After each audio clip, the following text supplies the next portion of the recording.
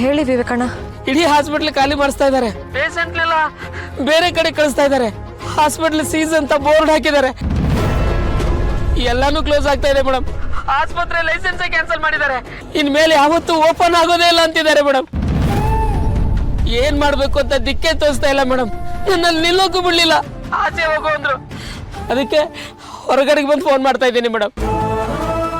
ಯಾವುದಕ್ಕೂ ಕರುಣಾ ಸರ್ಗಿದೆ ಅಂತ ತಿಳಿಸಿ ಅವ್ರೇನಾದ್ರೂ ಮಾಡೇ ಮಾಡ್ತಾರೆ ಮೇಡಮ್.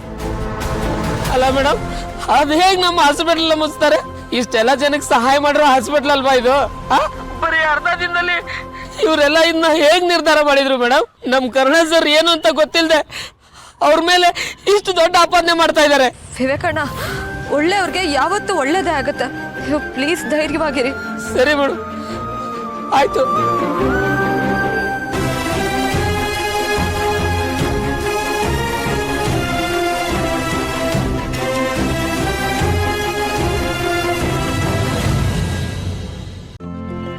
ಇಂದೇ ಡೌನ್ಲೋಡ್ ಮಾಡಿ ಮತ್ತು ನಿಮ್ಮ ನೆಚ್ಚಿನ ಶೋಗಳನ್ನು ಆನಂದಿಸಿ.